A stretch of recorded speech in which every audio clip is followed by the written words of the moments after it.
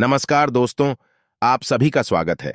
आपके अपने YouTube channel मानव जीवन में दोस्तों लाइफ में सभी आगे बढ़ना चाहते हैं और लाइफ में आगे बढ़ने के लिए हमें रोज ही कुछ नया सीखना चाहिए और आगे बढ़ना चाहिए। तो चलिए आज की प्रस्तुति शुरू करते हैं। श्री शिवाय नमस्तुभयम। दोस्तों, आप सभी लोग जानते हैं कि 8 सितंबर 2024 के दिन यहां पर भाद्रपद महीने का रविवार पंचमी तिथि पड़ रही है।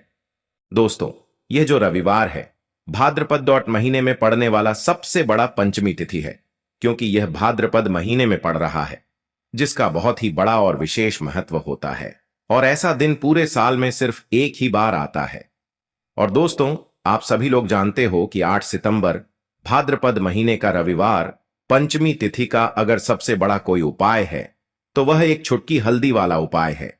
तो दोस्तों, इस भाद्रपद माह के पहले रविवार पंचमी तिथि के दिन आप लोगों को इस एक छुटकी हल्दी वाला उपाय को जरूर करना है।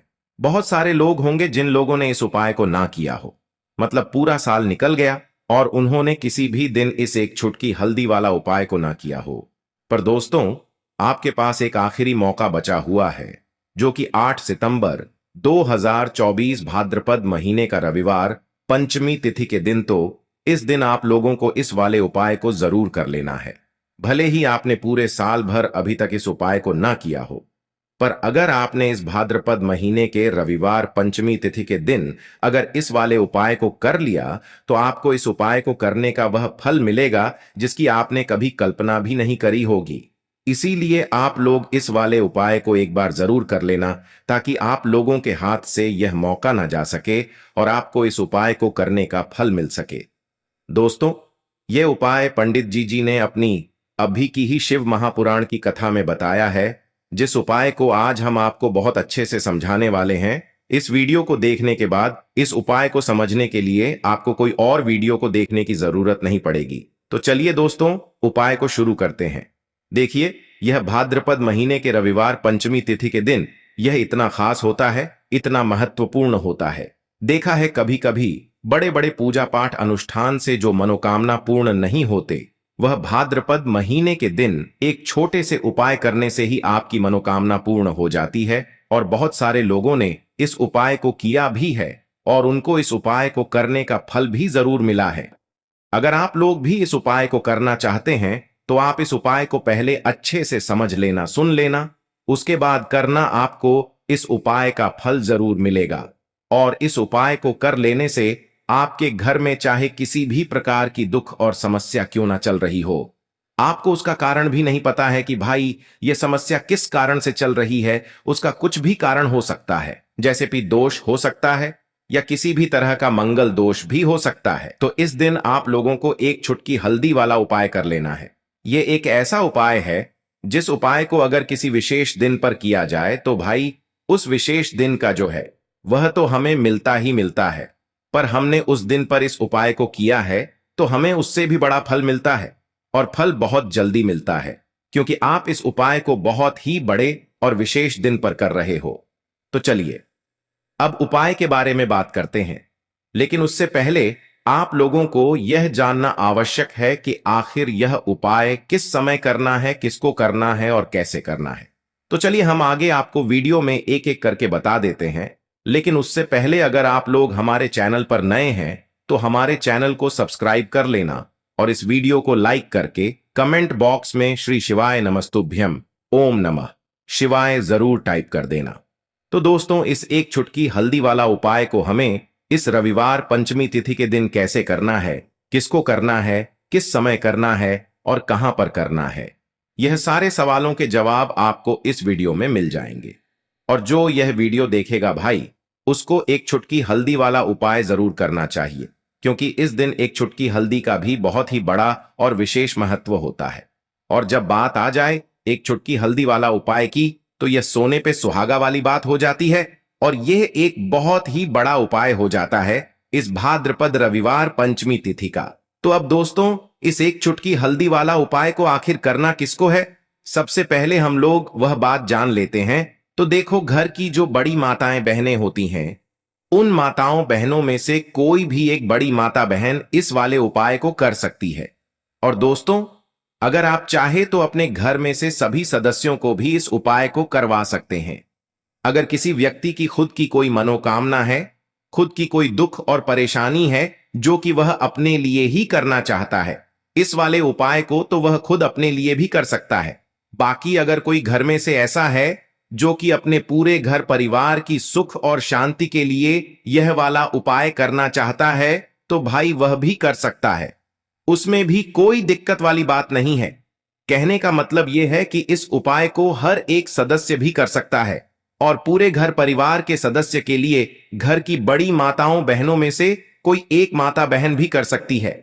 माताएं बहनें अगर घर में उपस्थित ना हो या वह यह वाला उपाय ना कर पा रही हो, तो फिर घर का कोई बड़ा सदस्य भी इस एक चुटकी हल्दी वाला उपाय को कर सकता है, चाहे फिर वह पुरुष ही क्यों ना हो। उसमें कोई भी दिक्कत वाली बात नहीं है। एक चुटकी हल्दी वाला उपाय को आखिर इस उपाय को हमें किस समय करना है, सुबह के समय करना है कि शाम के समय करना है? तो देखो, इस वाले उपाय को आप लोग सुबह के समय भी कर सकते हो और शाम के समय प्रदोष काल में भी कर सकते हो। अब अगर आप पूछो कि भाई सबसे उत्तम समय कौन सा रहेगा इस एक चुटकी हल्दी वाला उपाय को करने का, तो हम आपसे बस यही कहेंगे कि इस उपाय को आप सुबह के समय करेंगे तो ज्यादा बेहतर होगा। बाकी अगर प्रदोष काल शाम के समय भी करेंगे तो भी अच्छा होगा, उसमें कोई भी दिक्कत वाली बात नहीं है। तो अब दोस्तों, जो अगली सबसे बड़ी और महत्वपूर्ण बात आती है वह यह आती है कि सुबह अगर हम उपाय को करेंगे तो हमें कितने बजे से लेकर कितने बजे तक के बीच में करना है, और शाम के समय प्रदोष काल में करेंगे तो हमें कितने बजे से लेकर कितने बजे के बीच में करना है। तो देखो, सुबह जितनी जल्दी हो सके आप उपाय को करने की कोशिश करना। बाकी अगर किसी कारणवश लेट भी हो जाओ, थोड़ी देर भी हो जाए, तो 10 या 12 बजे तक भी आप उपाय कर लेना, पर 12 बजे से ज्यादा देरी ना हो। ठीक है, इस बात का ध्यान रखना। उसके बाद में दोस्तों, अगर शाम के समय प्रदोष काल की बात करें, प्रदोष काल का जो समय है होता है वह शाम के 6 बजे से शुरू हो जाता है। मतलब शाम के 6 बजे से लेकर 7 बजे के बीच का जो समय होता है, यह समय प्रदोष काल का समय होता है। पर अभी जो मौसम चल रहा है, इस मौसम में जो है शाम बहुत देरी से होती है, तो आप इस उपाय को 7 या 8 बजे के बीच में भी कर सकते हो। मतलब शाम के 6 बजे से रात 8 बजे के बीच में आप कभी भी इस वाले उपाय को कर सकते हो, उसमें कोई भी दिक्कत वाली बात नहीं है। तो दोस्तों, यह उपाय आपके जीवन से आर्थिक समस्याओं को दूर करेगा। देखो, बहुत सारे लोगों के जीवन में धन का आगमन ही नहीं होता है, उनकी जो किस्मत में धन की रेखा ही नहीं होती है, तो उन लोगों को विशेषकर यह उपाय करना चाहिए। यदि आपका व्यापार अच्छे से नहीं चल रहा है, यदि आपकी नौकरी अच्छे से नहीं चल रही है, तो पंचमी तिथि पर दुर्भाग्य को दूर करने के लिए, सौभाग्य को चमकाने के लिए ये वाला उपाय जरूर करना चाहिए। देखिए, आज के इस वीडियो में हम आपको 3 उपाय बताएंगे। यह तीनों उपाय विशेषकर आपको पंचमी तिथि पर ही करना है। देखिए, सबसे पहली बात, जब भी पंचमी तिथि आती है तो पंचमी तिथि के दिन आपको हो सके तो आज के दिन स्नान वाले पानी में जब आप स्नान करेंगे सुबह प्रातः, तो एक चुटकी हल्दी डाल करके आपको स्नान करना चाहिए। क्योंकि हल्दी जो है भगवान विष्णु को प्रिय है, हल्दी जो है माता लक्ष्मी को प्रिय है, और हल्दी आपके दुर्भाग्य को दूर करेगी, जीवन के अंधकार को दूर दूर करेगी, शरीर के रोगों को दूर करेगी।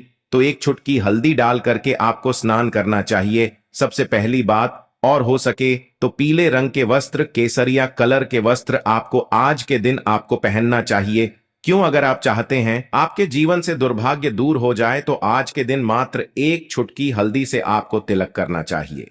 हल्दी का भी तिलक कर सकते हैं, केसर का भी तिलक कर सकते हैं। देखिए, सबसे पहला उपाय जो पंचमी तिथि पर करना है, यह उपाय आपको सूर्यास्त से पूर्व करना है। यानी कि सुबह से लेकर के शाम तक तांबे का पात्र लेना, उसके अंदर जल मिलाना, उसके अंदर एक टुकड़ा गुड़ का डालना, साथ में एक चुटकी हल्दी आपको डाल देनी है। हल्दी वाला ये जो पानी है, ये आपको आपके घर में जहां कहीं भी तुलसी जी है वहां पर जाना है, और जब आप हल्दी डालेंगे जल के पात्र के अंदर, तब आपको ओम नमो भगवते वासुदेवाय का जाप करना है। ठीक है?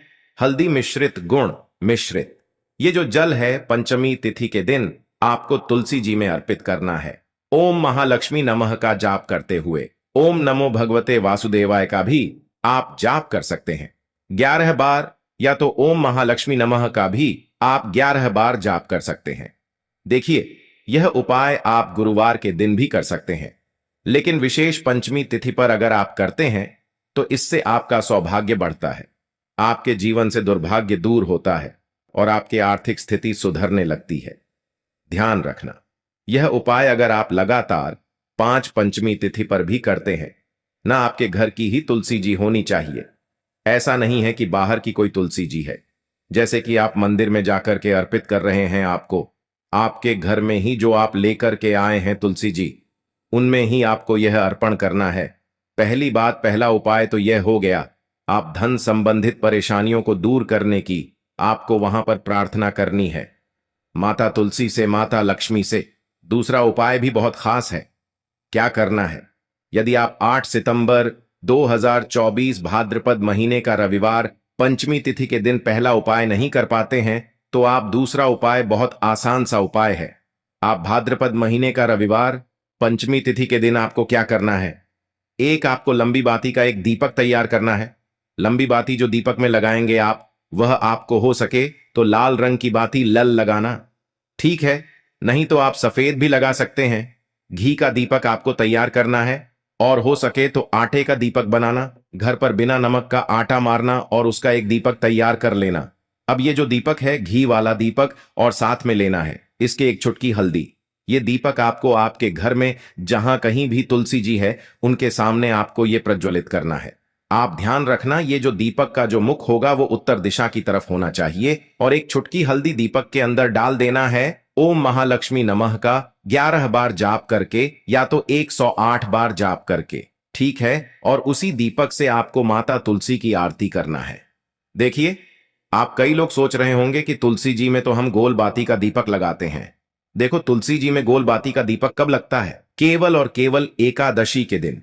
और साथ ही साथ यदि आप भगवान विष्णु के निमित्त अगर आप दीपक प्रज्वलित कर रहे हैं तो गोल बाती का उपयोग करेंगे, लेकिन पंचमी तिथि पर हम माता लक्ष्मी के निमित्त हम उपाय करते हैं, देवी के निमित्त हम उपाय कर रहे हैं, तो इसीलिए हम लंबी बात का उपयोग करेंगे।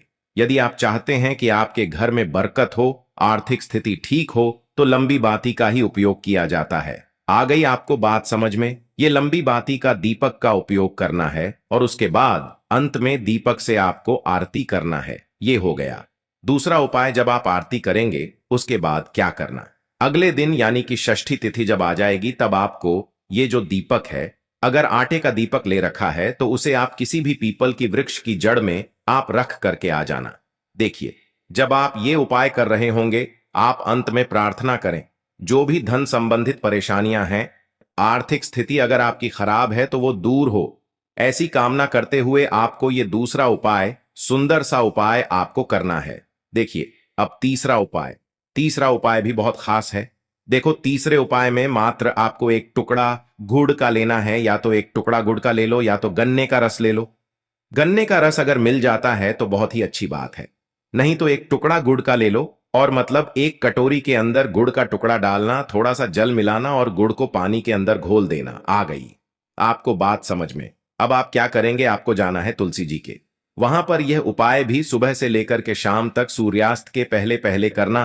तुलसी जी के वहां पर ही जाना है पंचमी तिथि पर। क्या करेंगे आप, आपके सीधे हाथ में आप ये गुण मिश्रित जल रखना।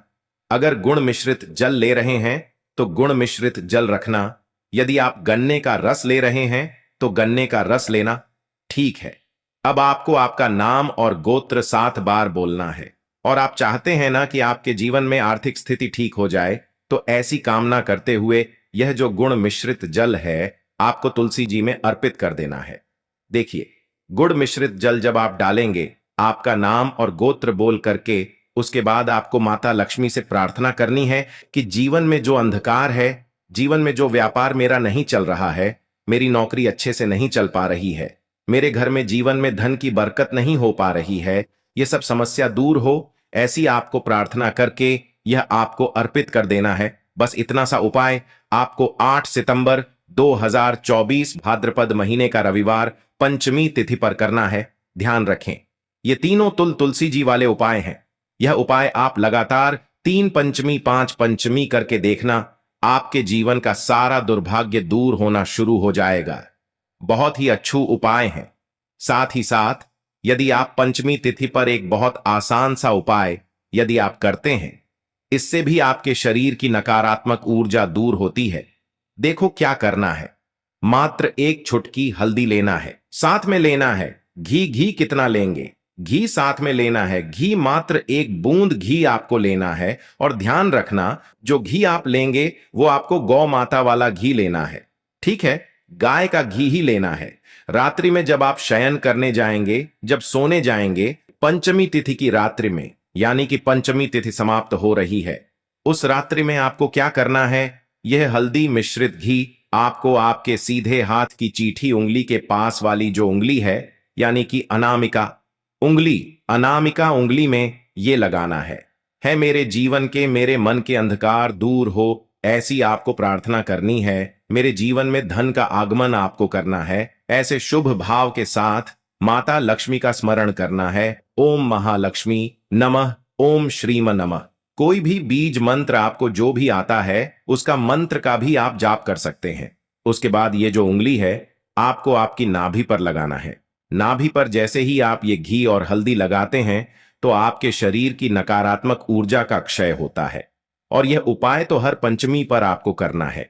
आ गई आपको बात समझ में? जैसे आप लगाएंगे, मेरे जीवन से, मेरे शरीर से सारी नकारात्मक शक्तियां दूर हो रही हैं। मेरे जीवन से सारे अंधकार दूर हो रहे हैं। कल से मेरा जो काम है बहुत अच्छे से चलने वाला है, ऐसे आपको मन में धारणा है, क्योंकि मेरे अंदर माता लक्ष्मी की दिव्य कृपा, दिव्य ऊर्जा का प्रवेश हो रहा है। ऐसे आपको शुभ विचारों के साथ ये उपाय करना है। ये उपाय भी लगातार 3 से 5 पंचमी की रात्रि में आपको करना चाहिए। इस उपाय को करने मात्र से अगले दिन से ही आपको इसका लाभ देखने को मिलेगा। बहुत आसान सा उपाय है, आपके जीवन में ये ऊर्जा भर देगा, आपके जीवन से सारे कष्टों को दूर कर देगा। आपको इसका फायदा अपने आप देखने को मिलेगा। बहुत ही आसान से उपाय हैं। जो उपाय आपको अच्छे लगते हैं, जो उपाय आप कर सकते हैं, जो आपको आसान लगते हैं, आपकी समस्या के अनुसार लगते हैं, वो उपाय आप कर लेना। आज के लिए बस इतना ही इस वीडियो में दी गई जानकारी। अगर आपको अच्छी लगी हो तो प्लीज हमारे चैनल मानव जीवन को सब्सक्राइब करें, लाइक करें, और हमारे वीडियो में अंत तक बने रहने के लिए धन्यवाद।